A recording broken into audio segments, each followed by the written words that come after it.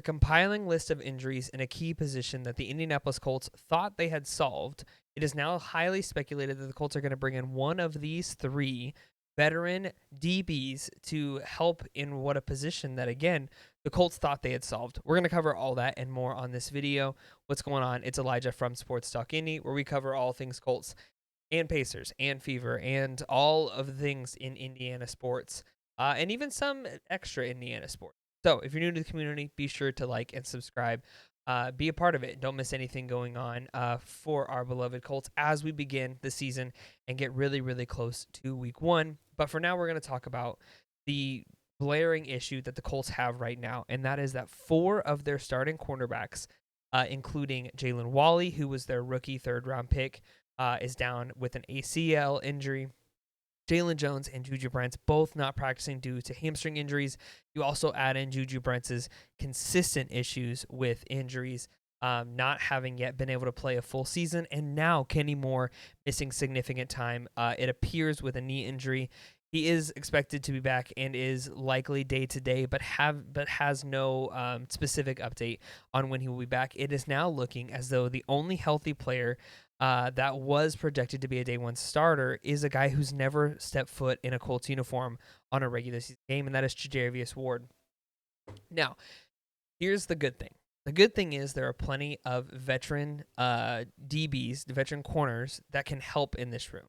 Colts are going to need as much help as they can get because it's not looking as though they're going to be a team that's going to be able to handle a shootout, whether that be behind Anthony Richardson or Daniel Jones or Riley Leonard or Tyler Warren for all week.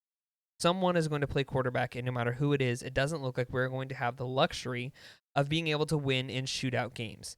And that's honestly not what you want for a developing quarterback. But even if you had a really good quarterback, this wide receiver room isn't a room that is specifically talented in the ability to have explosive plays. So the key thing of this Colts season, again, no matter who the quarterback is, no matter what direction they go, is going to be to limit the points on the field and also limit explosive plays, which is where having a veteran DB room is important. But with the, compiling list of injuries, it is now looking the Colts are going to add some veteran help. So who's available and who is highly speculated to potentially make their debut for the Indianapolis Colts, or maybe one that's going to be coming back to the Indianapolis Colts. So the big one, first one that I think would be a fun one, and this is also following a report from Destin Adams over at A to Z Sports, is Stefon Gilmore. Now, Gilmore had a good tenure with the Colts. He had, obviously, he's getting up there in age, but former Defensive Player of the Year and really an elite corner, had still signs of a really, really good season last year with the Vikings. He has now played for the Vikings. He has played for the Cowboys. He has played for the Panthers, for the Bills, for the Patriots, and for the Colts less than 3 years ago, back in the 2022 season that we all like to forget.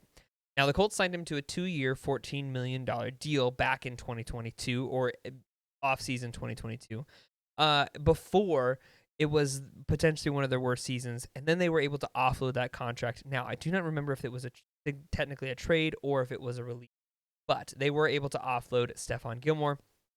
So, ever since his departure, Destin Adams reports that Gilmore has spoken highly of his time with the Colts. He played a role in Cameron Bynum signing this offseason.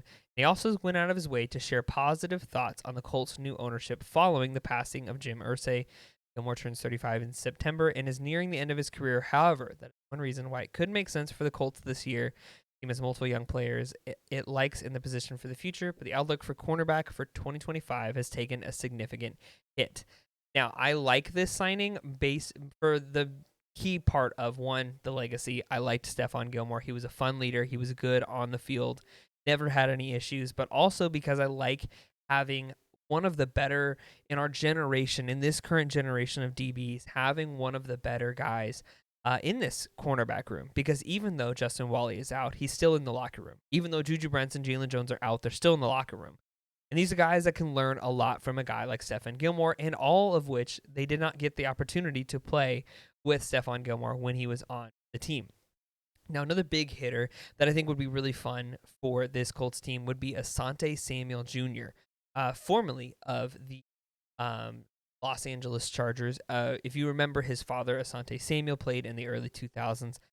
Chargers drafted Samuel Jr. in the second round of the 2021 NFL Draft, and he hit the ground running as he recorded 2 interceptions in each of his first 3 seasons. Last year, however, season was cut short after a shoulder injury. Now, I honestly, again, this is another one that I think would be really fun. When you think of that Chargers defense from a couple years ago, you think of hard hitters, you think of guys like what we see in Nick Cross, who is just a ball hawk, a guy who just runs to the football as soon as it's in a guy's hands. And obviously, a guy who's got a decent amount of experience. He's still only 25 years old. This might be a really, really fun one to have.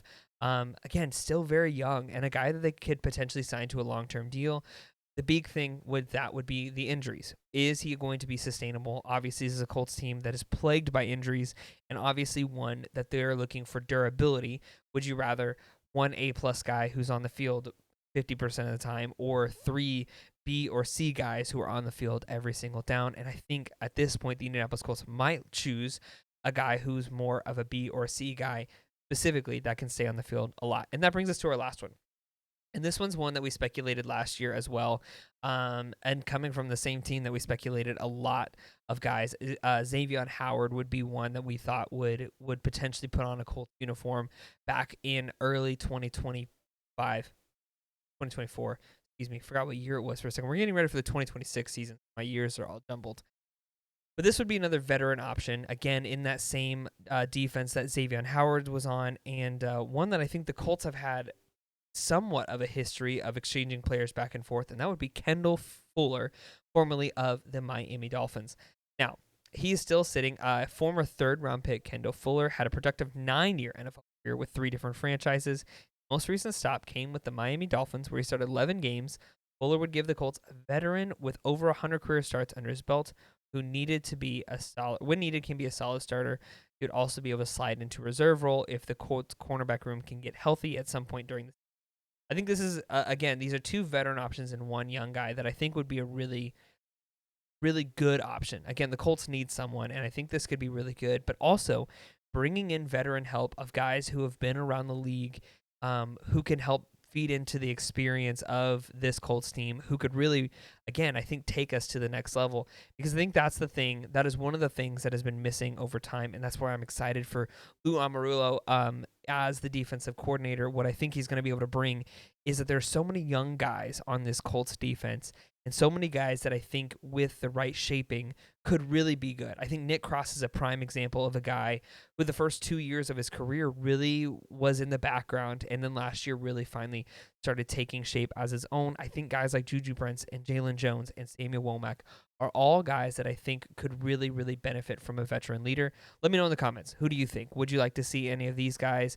What is the Colts' options right now going into the end or beginning of the season, the end of training camp, the end of preseason, as we get ready for week 1?